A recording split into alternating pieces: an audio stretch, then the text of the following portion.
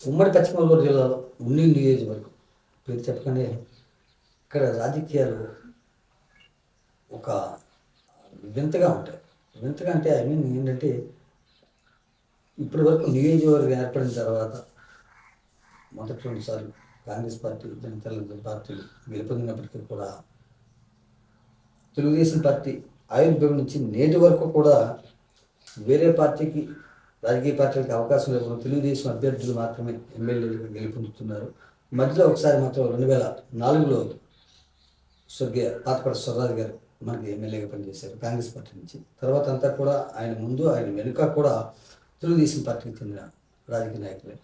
అయితే ఎంత తెలుగుదేశం పార్టీ గెలిచినప్పటికీ కూడా ఎన్నికల్లో ఆ తెలుగుదేశం అభ్యర్థికి సైతం ముచ్చట్లు పట్టించే వాతావరణం నెలకొంటుంది.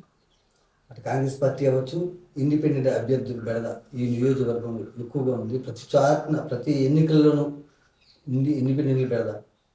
అంటే ఇండిపెండెంట్లు ఉండడానికి సమర్థవంతమైన నాయకులు ఇండిపెండెంట్గా ఉండటం ఇక్కడ ముఖ్య కారణం. అయితే ఈ ఎన్నికల్లో చూసుకుంటే మొన్న జరిగిన 2019 ఎన్నికల్లో వైఎస్ఆర్సీపీ ఈ నియోజకవర్గం ఓటమి చెందింది. తెలుగుదేశం అభ్యర్థిగా మంత్రిన రామారావు గారు, కలపూరు రాంబాబు గారు విజయం సాధించారు. అయినప్పటికీ ఆ తర్వాత జరిగిన స్థానిక సంస్థల ఎన్నికల్లో, పంచాయతీ ఎన్నికలు అవ్వచ్చు, ఎంపీటీసీ, జడ్పీటీసీ, ఈ ఎన్నికల మున్సిపాలిటీ ఎన్నికల్లో వైఎస్ఆర్సీపీ తన హవాను చాటుకుంది.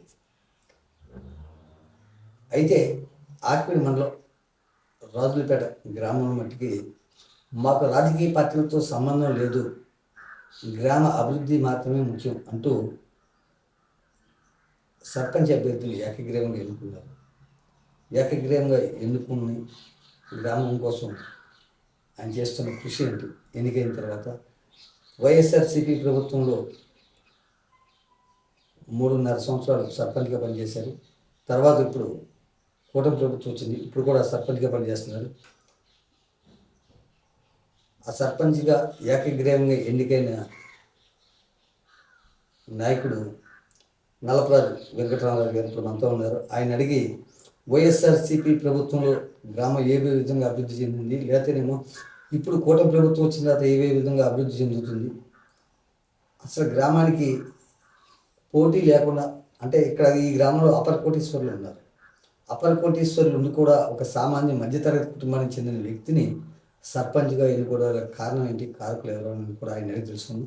నమస్తే అండి వెంకటరామరాజు గారు. వెంకటరామరాజు గారు మండలంలో, ఆకివీడు మండలంలో సంబంధించి ఏకగ్రీవంగా సర్పంచ్కి ఎన్నికైంది మీరు ఒక్కరే. అంటే ఈ రాజులపేట గ్రామ పంచాయతీ అనగానే ఇక్కడ రాజకీయంగాను, ఆర్థికంగాను అందరూ కూడా బలవంతులు ఉన్నారు. ఆయన మధ్యతరగతి కుటుంబానికి చెందిన మిమ్మల్ని సర్పంచ్గా ఏకగ్రీవంగా ఎన్నుకోవడానికి గల కారణం ఏంటి, కారకులు ఎవరంటారు? నమస్కారం పని గారు. మరి ఈ ఆకివీడు మండలం రాజులపేట గ్రామ సర్పంచ్గా ఎన్నికలు జరిగిన టైంలో ఈ గ్రామం అంతా అటు ధనికులు ఉన్నారు, పేదలు ఉన్నారు, అందరూ ఉన్నారు. కానీ నేను ఒక సామాన్యత మధ్యతరగతి కుటుంబం చెందిన వ్యక్తిని. ఇక్కడ పార్టీ అనేది లేకుండా ఈ చిన్న గ్రామం ఎన్నామర్స్ అయితే పైనుంచి కూడా డబ్బులు వస్తే అది గ్రామాన్ని మనం అభివృద్ధి చేసుకోవచ్చు అన్న సంకల్పంతో అటు ఇటు కూడా పార్టీకి అతీతంగా అందరూ పెద్దలు కూర్చుని నన్ను ఏకగ్రీవ సర్పంచ్గా ఇక్కడ చేయడం జరిగింది. రామరాజు గారు, గ్రామంలో అంటే కాంగ్రెస్ పార్టీ ఉంది మీ గ్రామంలో, తెలుగుదేశం పార్టీ ఉంది, వైఎస్ఆర్సీపీ ఉంది, అన్ని పార్టీలు ఉన్నాయి, భారతీయ జనతా పార్టీ ఉంది. అయితే అన్ని పార్టీలు కలిపి గ్రామ అభివృద్ధి కోసం మిమ్మల్ని ఏకగ్రీవంగా ఎన్నుకున్నారు. కానీ మీరు సర్పంచ్గా ఎన్నికైన తర్వాత వైఎస్ఆర్ కాంగ్రెస్ పార్టీలోకి వెళ్ళారు. ఆ పార్టీలో జాయిన్ అయ్యారు. అంటే జాయిన్ అయినా అవ్వకపోయినా వైఎస్ఆర్సీపీకి సానుకూలంగా ఉన్నారు. దీని వెనకాల కారణం ఏంటంటారు, కారకులు ఎవరంటారు? అంటే కారణం ఎన్నో ఉండొచ్చు. మనం ఈ స్టేట్లో బాగా రాజులపేట చిన్న పంచాయతీ. ఇక్కడ ఈ పంచాయతీకి వచ్చే ఆధారం ఏమీ లేదు. ఒక ఒక మంచినీళ్ళు, ఒక డ్రైనేజీ అంతా చాలా విచ్చలవిడిగా ఉంది. ఒక డ్రైనేజీ వ్యవస్థ కూడా లేదు. మరి ఎటు ఏ ఆదాయం లేని పంచాయతీకి ఏదో ఏకగ్రీవంగా ఎన్నికైతే అమౌంట్ వస్తుంది, ఏదో చిన్న కార్యక్రమాలు చేయొచ్చు అనే ఉద్దేశంతో అందరూ ఏదో కూర్చుని మనకి ఏకగ్రీవంగా చేశారు. అప్పుడు ఇన్ఛార్జి గోహర రాము గారు ఉన్నారు. తర్వాత మరి పివిఎల్ గారు కూడా మళ్ళీ దానికి పదవిలో కొనసాగారు. వారిద్దరూ కూడా మమ్మల్ని సర్పంచులుగా ఎంతో ఆదరించి ఆ ఊరిలో ఇచ్చేయండి వచ్చేయండి. పివిఎల్ గారు ప్రతి ఊరికి ఆయన చేయలేదంటే ఏమీ లేదు. అటువంటి చేసి మనిషి మనకు ఉన్నప్పుడు మనం కూడా తిరిగి పని చేయించుకోవాలని మనం పివిఎల్ గారు కూడా మనం ఉండడం జరిగింది. రావురావు గారు, మీరు ఇప్పుడు పివిఎల్ గారితో ఉన్నారు. ఇంతకుముందు కూడా కాంగ్రెస్ పార్టీలో 2004లో నుంచి కూడా పాతపడి సర్రాజు గారితో కూడా కలుస్తుంది. అంటే అటు కాంగ్రెస్ పార్టీలోను ఇటు వైఎస్ఆర్సీపీలోను రెండింటిలోనూ ఉన్నారు. అంటే మిమ్మల్ని వైఎస్ఆర్సీపీ సర్పంచ్గా చూడొచ్చు అంటారా, వైఎస్ఆర్సీపీ నాయకుడిగా చూడొచ్చు అంటారా, లేకపోతేనేమో ఇదిగా చూడాలంటారా? అంటే 2004లో రాజశేఖర డ్యాంలో మన సర్రాజు గారు ఈ నియోజకవర్గంలో ఎమ్మెల్యేగా పోటీ జరిగింది. అంతకుముందు మనకు అసలు ఈ పార్టీలని ఒక పార్టీ మనకు ఏదో రాజకీయాన్ని ఏమీ లేదు. నేను సర్రాజు గారి దగ్గర కొల్లేట్లో చెరువుల దగ్గర గుమస్తాగా ఉండేవాడిని. రామరాజు రాజుపేటలో ఎంత ఎక్కువ అది తెలుగుదేశం బాగా ఉన్నారు మన వాళ్ళు, పోనీ మనకి ఈసారి చెయ్యాలరా, ఈ నువ్వు కొద్దిగా నడుము కట్టుకోవాలి కొని ఆయన కోరటం వల్ల నేను ఈ రాజకీయాల్లో ఈ సర్రాజు గారి వల్ల వచ్చాను తప్ప అంతకుముందు మాకు రాజకీయం కానీ మా నాన్నగారు కానీ లేదు. మేము ఏదో కూలీనాలా చేసి బతికి ఫ్యామిలీ తప్ప అలా రాజకీయాలు ఏమీ లేదు. అలా ఆయన కోసం మేము సర్రాజు గారు, తర్వాత ఏమో ఇలా మన పివిఆర్ గారు వాళ్ళు నడక మనకు బాగా నచ్చింది. వాళ్ళు ఎంచేపు కూడా ఇద్దరు కూడా ప్రతి పేదవాడికి మనం ఏదో చెయ్యాలి అనే కాన్సెప్ట్లో వాళ్ళు ఉన్నారు. అది మనం బాగా నచ్చింది, వాళ్ళతో ఫాలో అయ్యాం. కాకపోతే ఇక్కడ మటుకు నన్ను సర్పంచ్గా గ్రామం అటు ఇటు కూడా పెద్దలో నాకు ఎంతో ఆప్తులు వాళ్ళు ఉన్నారు.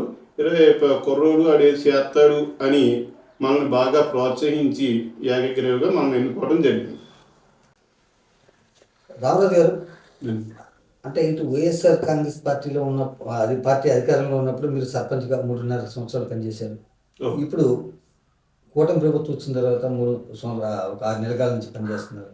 అంటే ఈ రెండు ప్రభుత్వాలను చూసుకుంటే పంచాయతీల పరంగా అంటే ఒక పంచాయతీ అభివృద్ధి జరగాలంటే లేదా ఇంకోటి అంటే వైఎస్ఆర్సీపీ ప్రభుత్వం ఉండగా పంచాయతీల నిధులు కూడా జగన్మోహన్ రెడ్డి గారు స్వాహా చేసేసారు అనే ప్రచారం అయితే ఎక్కువ జరిగింది.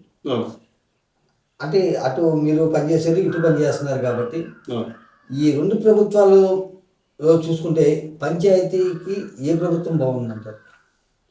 అభివృద్ధి ఒక పంచాయతీ అభివృద్ధి చెందాలంటే ఏ ప్రభుత్వం బాగుందంటారు? ఇప్పుడు యాక్చువల్గా ఒక పంచాయతీని నడపాలంటే సర్పంచ్గా ఏదైనా పంచాయతీ ఆదాయం ఉంటే మనం చేయగలుగుతాం. కాకపోతే ఇక్కడ ఈ పంచాయతీ ₹1 కూడా వచ్చే ఆదాయం లేదు. అటు జీతగాళ్ళకి కానీ వాటర్ ఇవ్వాలన్నా ఒక కరెంటు ఇవ్వాలన్నా సర్పంచులుగా చాలా ఇబ్బంది పడ్డాం. ఎప్పుడు ఖజానా ఖాళీ. అటువంటిది మనం నేను జగన్ గారికి కూడా ఒకసారి నేను కలవటం జరిగింది. పంచాయతీలో చాలా చిన్న చూస్తే రేపు పొద్దున్న ప్రజల దగ్గరికి వెళ్ళి ఓట్లు అడగాలంటే ఇబ్బంది, నాకు మీతో కొద్దిగా అపాయింట్మెంట్ ఇవ్వటం నాకు చాలా అవసరం కూడా అని నేను దగ్గరికి వెళ్ళి కూడా ఆయన బాగా అడిగాను. ఇప్పుడు ఇంకో మాట మీరు అడిగారు, ఇప్పుడు ఎలా ఉంది అని. మొన్న పవన్ కళ్యాణ్ గారి బాగా కేర్ తీసుకుని పంచాయతీలకి కొద్దిగా డబ్బు రిలీజ్ చేశారు. మనం ఏదో కొద్దిగా ఏదో బ్లీచింగ్ అనో ఇదనో లేకపోతే ఏదో అని ఏదో మన చిన్న పంచాయతీ రా బాబు డబ్బులు పడ్డాయి అనే ఆతృత అయితే బాగా అనిపించింది. కాకపోతే మేజర్ పంచాయతీలో అయితే వాళ్ళకి గ్రామ పంచాయతీలో బోల్డ్ ఆదాయం వస్తుంది. వచ్చినప్పుడు మేజర్ పంచాయతీ మైనర్ పంచాయతీ అని పక్కన పెడితే ఒక పంచాయతీ సర్పంచ్గా రెండు ప్రభుత్వాలు మీరు చూశారు కాబట్టి ఈ రెండు ప్రభుత్వాల్లో మీకు ఏది బాగా అనిపించింది? పంచాయతీ సర్పంచ్గా మనకు చాలా వాళ్ళు అన్ని అనుకూలంగా ఒక అమౌంట్ వేయటం ఉండే పంచాయతీగా వాళ్ళు ప్రతిదీ మనకి చెప్పడం కానీ ఎవరండి? మన సచివాలయం చెప్పారు. ఎప్పుడు? ఇప్పుడు ఇప్పుడు అప్పుడు అంటే ఎక్కువ వాలంటీర్లతోనే నడిచేది, మన దగ్గరికి వచ్చేది కాదు. అంటే అప్పుడు సర్పంచ్తో పని లేకుండా వాలంటీర్ ఎక్కువ వాలంటీర్ ఏదో వాళ్ళు ఫార్మాలిటీగా రాజుగారా ఏదో అంటే మనం కొంచెం మంది గోరెక్టివ్ సర్పంచ్ మాకు ఏం చెప్పట్లేదని ఇక్కడ ఏంటంటే మనం చిన్నప్పటి నుంచి అలవాటు కాబట్టి ఏదో రాజుగారా మనకు చెప్పేవారు. కానీ కొన్ని పంచాయతీలు జరగక మా ఆఫీస్ సర్పంచ్లే మనకి ఏం చెప్పట్లేదంటే వీళ్ళు అసలు ఏంటి ఇది అని గోర్ధం ఉండేవారు. నేను ఇదే విషయం కూడా ఆయనతో మాట్లాడదామన్నా మనకు అవకాశం ఇవ్వాల. అది మట్టి కొద్దిగా బాధగా. రామరాజు గారు, ఇప్పుడు మీరు సర్పంచ్గా ఎన్నిక 4 సంవత్సరాలు పూర్తయింది సుమారుగా. ఈ 4 సంవత్సరాల్లో ఈ రాజులపేట గ్రామ పంచాయతీకి మీరు ఏ మేరకు అభివృద్ధి చేశారంటే మీరు ఏం చెప్తారు? మీరు చేసిన అభివృద్ధి ఏంటండి?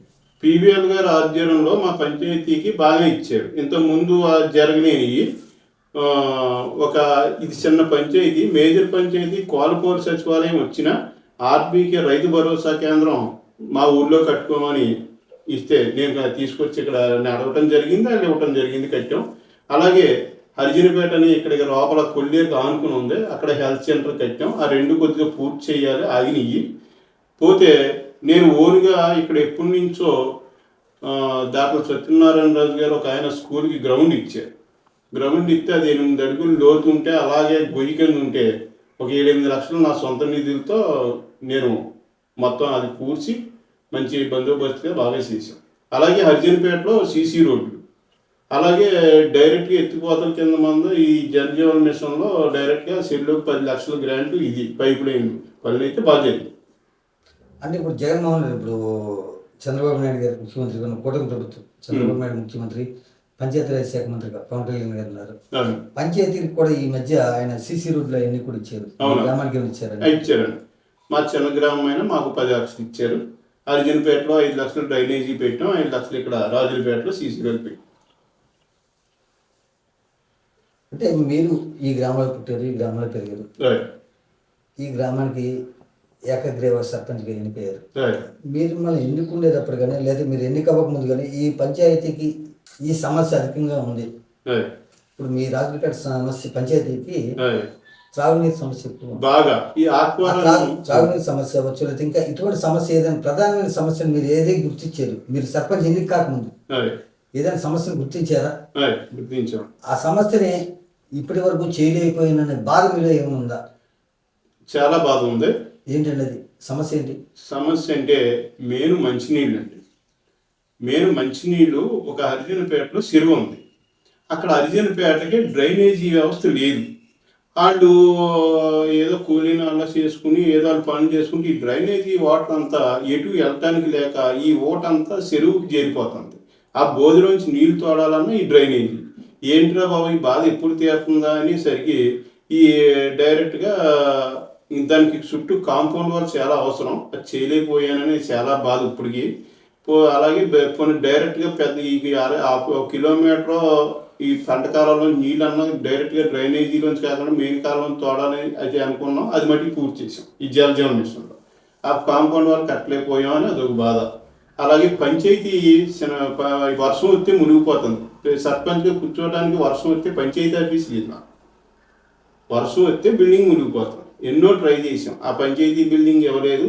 ఏదో ఆర్బీకే అది అలాగే ఉన్నాయి. కానీ ప్రస్తుత ఎమ్మెల్యే మన త్రిపుల గారు రఘురామకృష్ణ గారు ఉన్నారు, ఆయన తలుచుకుంటే చేయలేని పని అంటూ ఏది లేదు. అంటే ప్రజెంట్ ఆయన స్పీడ్గా చేస్తున్నారు. ఉన్న ఎమ్మెల్యేలు, మన నియోజకవర్గ ఎమ్మెల్యేలు ఆయన చాలా స్పీడ్గా వర్క్ చేయిస్తున్నారు. అది కాలంలో చెత్తవచ్చు, లేదా ఇంకోటి అవ్వచ్చు. డబ్బు ఏ పొద్దున వస్తుంది, ఎల్లుండి వస్తుంది, కాసేపు పక్కన పెట్టి ఆయన ప్రజల చేత కూడా భాగస్వామ్యం చేసి సందాలు చేసుకుని ఆయన సిరీజ్ చేస్తున్నారు. అంటే రఘురామకృష్ణ గారి దృష్టికి మీరు ఈ సమస్యను తీసుకెళ్లారా లేదా? అంటే రఘురామకృష్ణరాజు గారికి ఇక్కడ కొద్దిగా నేను పివిఎల్ గారితో మనిషిగా నేను ఇక్కడ ఉన్నాను. రఘురామకృష్ణ అలా ఏం లేదు. రఘురామకృష్ణరాజు గారికి పార్టీ కార్యకర్తలు మెయిన్ అధ్యక్షులు ఉన్నారు కాబట్టి వాళ్ళు ఏమైనా మన పంచాయతీ కావాలి, ఇది ఆక్వాకేమో రోడ్డు ఎలా పోసినా ఆ కాలం లాగేస్తుంది, దీనికి రివెట్మెంట్ కావాలి 1 కిలోమీటర్, ఇది ఏదో మార్గం చెయ్యాలని ఆ టీడీపీ వాళ్ళతోనే మనం మాటలు జరిగినాయి. కంపల్సరీ పంచాయతీ ఆఫీస్ కూడా చేసి పెట్టండి టీడీపీ అంటే టీడీపీ వాళ్ళు అడుగుతాం వేరు గ్రామ సర్పంచ్గా మీకు ఒక గ్రామ ప్రధానపౌరుడుగా మీకు బాధ్యత ఉంది. అవును. అంటే పార్టీల సంగతి కలిసి పక్కన పెట్టండి. రఘురామకృష్ణ గారు కూడా పార్టీని పట్టించుకుంటారు. రఘురామకృష్ణ గారు అడిగిన వాడికి చేస్తాడు ఆయన. ఆయన జగన్మోహన్ రెడ్డి గారితో ఫైట్ చేసినప్పుడు కూడా ఎంపీగా ఉన్నప్పుడు కూడా ఢిల్లీలో కూర్చుని ఇక్కడ అడిగిన ఎమ్మెల్యేలందరికీ కూడా ఎంపీ గ్రాంట్లు ఇచ్చారు. మీరు వెళ్ళి అసలు మీరు మామూలుగా అడిగారా లేదా, అడుగుతారా? అంటే మన ప్రజెంట్ ఎమ్మెల్యే గారు రఘురామకృష్ణరాజు గారు అంటే నాకు చాలా అభిమానం. ఆయన ఫస్ట్ సర్రాజు గారు ఇక్కడికి ఉండిలో తీసుకొచ్చి తిప్పేటప్పుడు నేను రఘురామకృష్ణరాజు గారి కారులోని సర్రాజు గారి కారులో రఘురామకృష్ణరాజు గారు కూడా 5-6 రోజులు కూడా ఆయన కూడా తిరిగాను. అప్పుడు వైసీపీ పార్టీలో ఆయన తిరిగినప్పుడు. కానీ ప్రజెంట్ ఇప్పుడు ఈ ఎలక్షన్ ఈ అన్నీ అయ్యాక నేను ఇక్కడ ఒక వైసీపీ సర్పంచ్గా నేను ముద్రపడి ఉన్నాను. ఇక్కడ మరి ఎంతో ప్రేమగా పార్టీని గౌరవించి తెలుగుదేశం నాయకులు పెద్దలు ఉన్నారు. వాళ్ళకి దృష్టికి అయితే మటుకు పంచాయతీ ఆఫీస్ తీసుకెళ్ళాను. డైరెక్ట్గా ఈ 5-6 నెలల్లో అయ్యింది కదా, ఇంకా కొద్దిగా టైము తీసుకుని వెళ్దాం. ప్రజెంట్ పైన కూడా నిధులు లేవు, ఎక్కడ ఏమీ చేయలేకపోతున్నారు.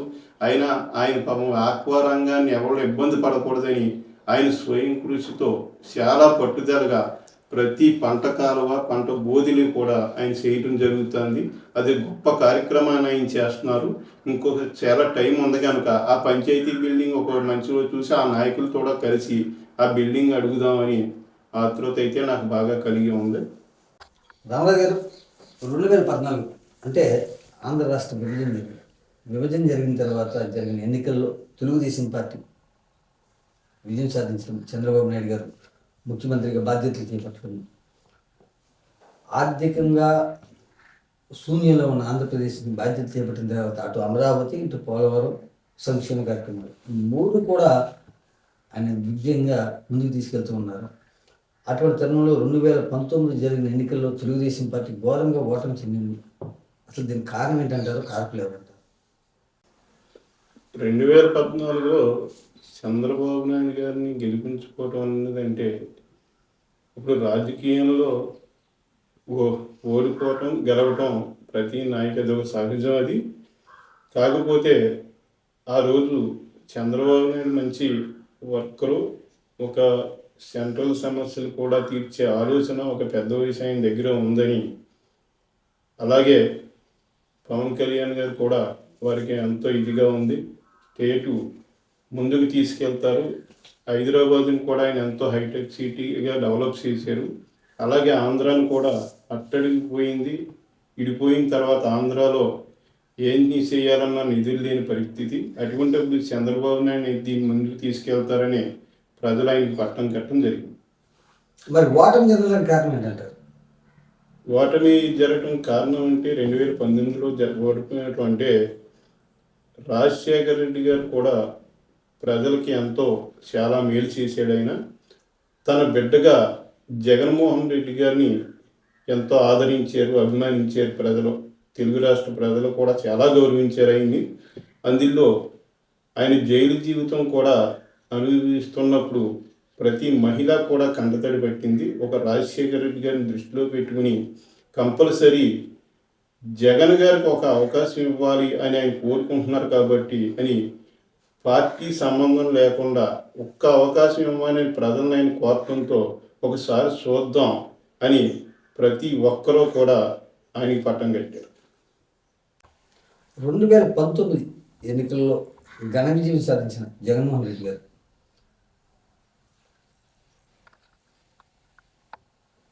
ప్రజా సంక్షేమ పథకాలు, నవరత్నాల పేరుతోటి ఆయన ప్రవేశపెట్టిన పథకాలు ప్రభుత్వం నేరుగా లబ్ధిదారులకు అందేదట.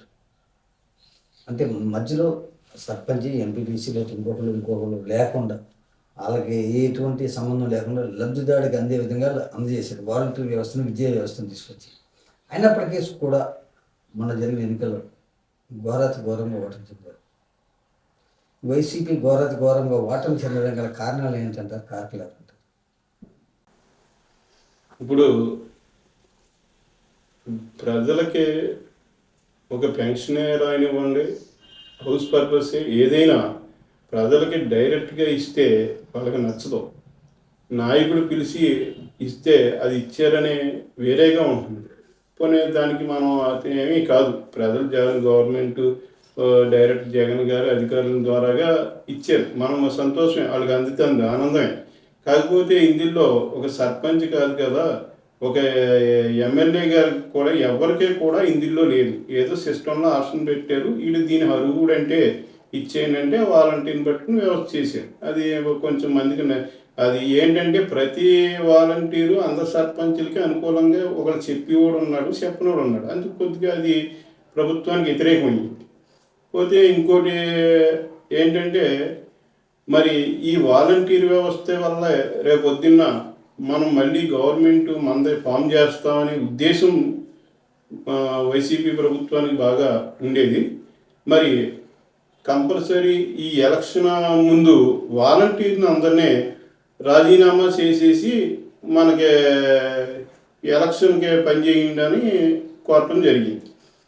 2 లక్షల చిల్లర 2,50,000 ఉంటే 1 లక్ష మంది సుమారుగా రాజీనామా చేశారు. మరి కన్వా వాలంటీర్లు రాజీనామా చేయలేదు అంటే ఈ గవర్నమెంట్ వద్దు అని వాళ్ళు వ్యతిరేకం చేశారా, అది కూడా మనం ఆలోచించాలి.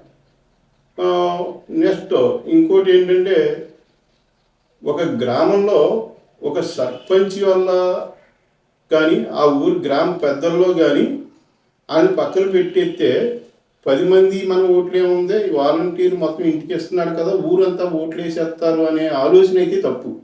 ఎందుకంటే ఆ ఊరు గ్రామ పెద్దల్లో ఓ ఎల్లయ్యో పొల్లయ్యో వెంకట్రావు ఎవడో ఒకడో ఏదో కష్టం వస్తుంది, ఆ ఇది ఇంకో కష్టం వస్తుంది. అలాగే సర్పంచ్ నుండి 2 రైతులు ఉంటారు, అలాగే వాళ్ళు పెట్టుబడి పెడతారు. వాళ్ళకి రే ఈసారి ఈ ఎలక్షన్కే మనం ఆ ఇది చెప్పండి,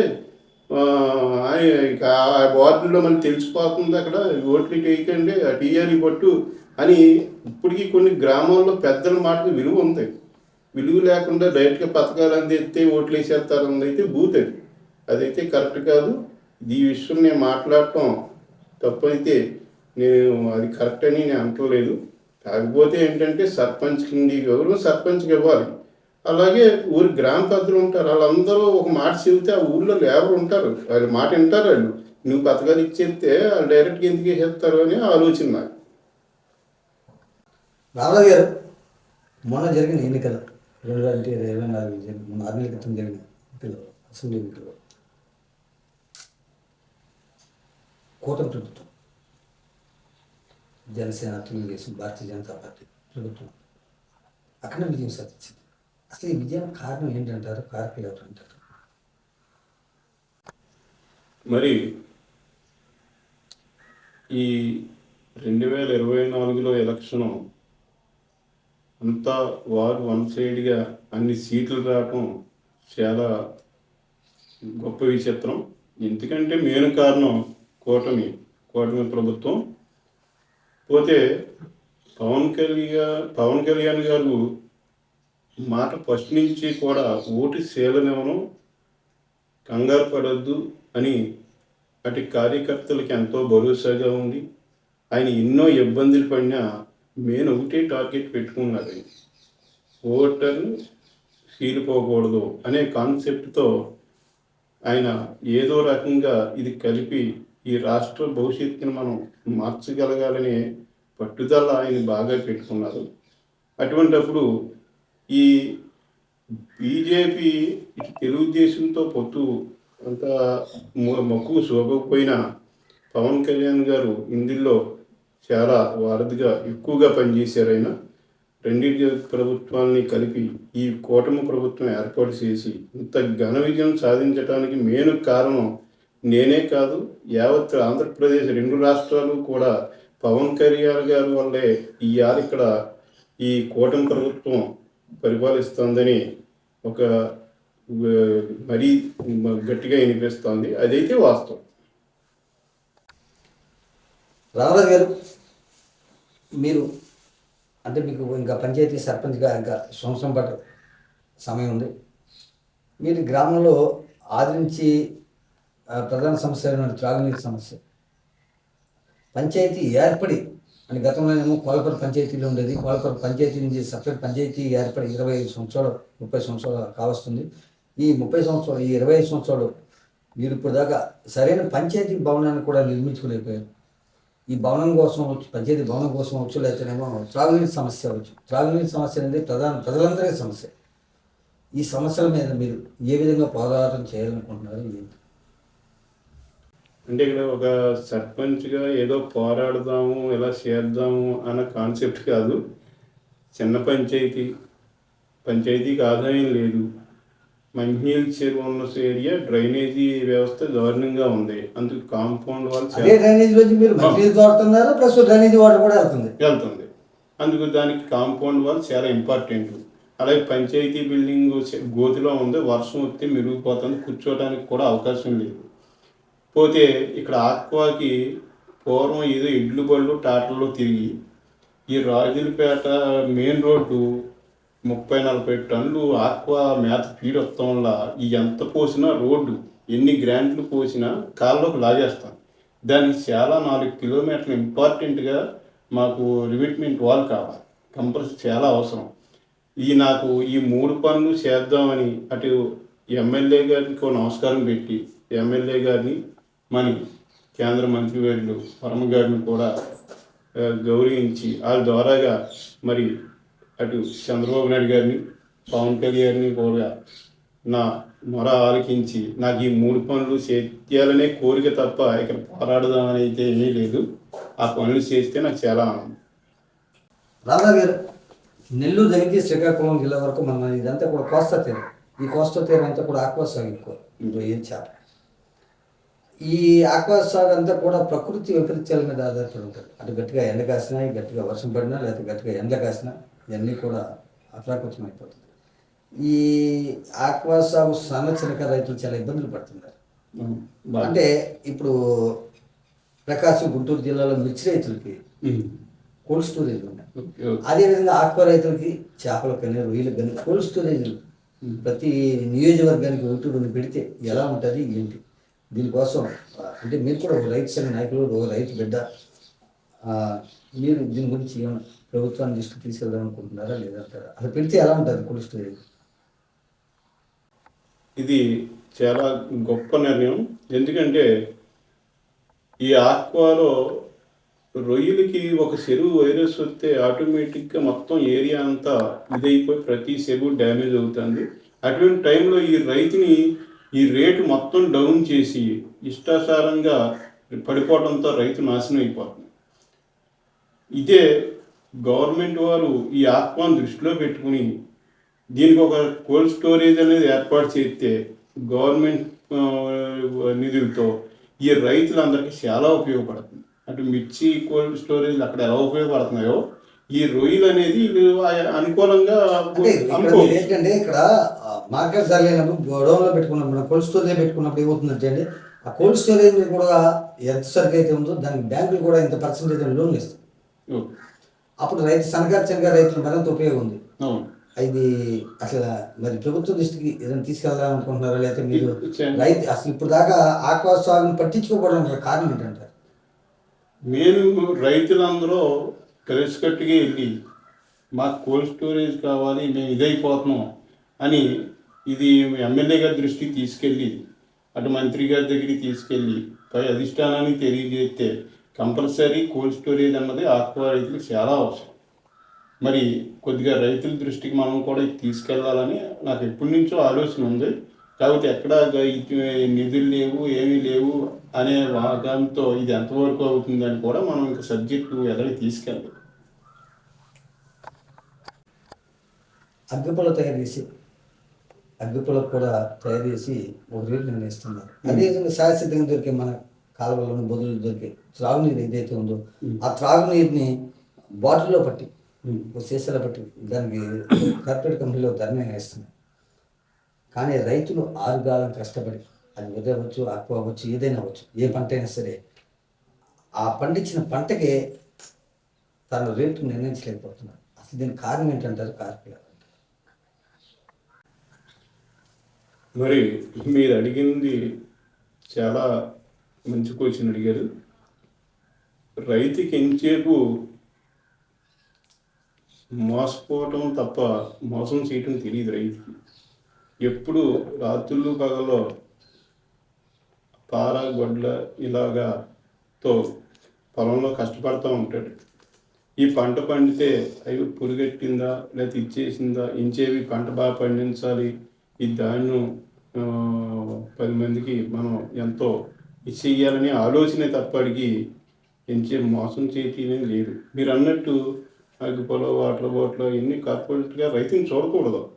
రైతుకి ఎంతో విలువ ఇవ్వాలి. రైతు లేకపోతే ఈరోజు అసలు ఈ వ్యాపారాలే లేవు, ఏమీ లేదు, మొత్తం శూన్యం. రైతు వెన్నుముకని మన పెద్దలు ఎన్నో చెబుతూ ఉంటారు, మనం వింటూ ఉంటాం. కాకపోతే రైతుని ఎప్పుడూ కూడా ప్రభుత్వాలు చిన్నచూపే చూస్తుంది. ఒక సినిమా రిలీజ్ అయితే టికెట్ ఇదవుతుంది, రైతుకి ఇది అవట్లా. మరి అది ఎంతవరకు ఏంటో ఏమీ అర్థం కావట్లేదు. రామరాజు గారు, గతంలో ఎవరైనా ఒక రాజకీయ నాయకులు కానీ లేకపోతే పెద్ద పట్టణం నుంచి ఎవరైనా వస్తే మన పల్లెటూరులకు వస్తే మా ఊరికి ఒక గుడి కావాలి, బడి కావాలి అని అడిగారు. కానీ ఈరోజు మా ఊరికి వృద్ధాశ్రమం కావాలని అడుగుతున్నారు. అంటే ఆ పిల్లలు ఉండగానో లేకపోతే అందరూ ఉండగానే వృద్ధాశ్రమాలు లేవడానికి గల కారణాలు ఉంది. అదేవిధంగా అంటే పిల్లలు అమెరికాలోనూ ఇంకో చోట ఉంటే పర్వాలేదండి, ఊళ్ళోనే ఉంటున్నారు పిల్లలు, కానీ తల్లిదండ్రులకి 4 రోజులు భోజనం పెట్టడానికి వాటాలు వేసుకుంటున్నారు. కానీ అదే తల్లిదండ్రుల మరణాంతరం మళ్ళీ 40 రకాల వంటలతోటి 4,000 మందికి భోజనాలు పెడుతున్నారు. దీన్ని మనం ఎలా చూడాలంటే? పనిగారు, ఇది కూడా చాలా చాలా చాలా ఇంపార్టెంట్ క్వశ్చన్ ఇది. కేవలం ఇక్కడ పూర్వం ఉమ్మడి కుటుంబాలని ఎంతో గౌరవంగా ఉంది. ఆ ఉమ్మడి కుటుంబంలో పిల్లలు వాళ్ళ తండ్రిదండ్రులను బట్టి, తాతగారులను బట్టి, నానమ్మ అమ్మమ్మ ప్రేమ ఆప్యాయత అటువంటి వాళ్ళు నేర్చుకుని ఎంతో గౌరవంగా ముసలిని చూడటం జరిగేది. ఇప్పుడు మన పిల్లల చదువుల కోసం ఎల్కేజీ నుంచే మనం పిల్లల్ని హాస్టల్లో వేసి పిల్లలు ఏదో బాగా చదువుకోవాలి, మనం పల్లెటూరులో ఉన్నామని అలాగా మనం హాస్టల్లో వేయటం జరుగుతుంది. నాతో సహా అందరం కూడా పిల్లల్ని అలా చేయటం.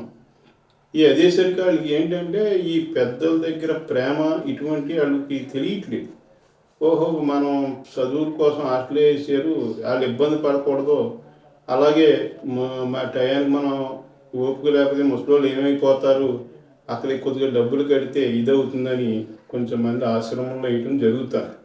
కాకపోతే వాళ్ళు కూడా ఎంతో ప్రేమను కోల్పోతామని బాధపడతారు. ఎవళ్ళైనా సరే తల్లిదండ్రులు భారం కాకూడదు, ఉన్నంతలో మన తల్లిదండ్రులను మనం ప్రేమగా చూసుకోవాల్సిన అవసరం అయితే ఉంది. కానీ ఈ సమాజం ఈ ఆశ్రమం పేరుతో చాలామంది వృద్ధులు చాలా బాధపడుతున్నారు. అది మటుకైతే చాలా బాధాకరం. మరి ఈ పూర్వం పిల్లల్లో మంచి అవగాహన చెప్పేవారు, ఇప్పుడు సమాజంలో అది లేదు.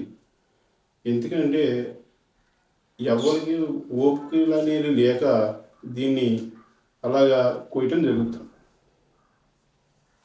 మీరు ఇంకో మాట కూడా చాలా మంచి మాట అడిగారు. తల్లిదండ్రులు బ్రతుకుండగా ముద్ద పెట్టలేని వాళ్ళు కాలం చేసిన తర్వాత 11వ రోజు కార్యక్రమంలోని 40-50 రకాలు వేసి భోజనాలు 1,000 మందికి అంగువార్పటం చేయటం అయితే అదైతే కరెక్ట్ కాదు. తల్లిదండ్రులకు ఏదో ఉన్నంతలో ముద్ద పెట్టి అలా చేయటంలో కొద్దిగా ఆనందం ఉంటుంది. తల్లిదండ్రులు ఎక్కడో దిక్కులేని చావు తెచ్చిపోయి ఎక్కడో ఇదైపోయి ఆశ్రమంలో బలైపోయి ఇక్కడ నీ కార్యక్రమం 100 మంది భోజనాలు పెట్టినా తిన్నోడు కూడా తిట్టుకుంటాడు. అందులో అయితే డౌట్ లేదు. వాళ్ళ అమ్మ బాబుని ఎక్కడ ఆశ్రమంలో పడిపోయారు, అక్కడ దిక్కు దేవాలు లేకుండా పోయారు, ఇక్కడ ఊళ్ళో భోజనాలు ఇట్టి అంగువార్పడం చేస్తున్నాడు వీడ అని ప్రతి ఓడు కూడా తిన్నోడు కూడా తిట్టడం అయితే కంపల్సరీ జరుగుతుంది.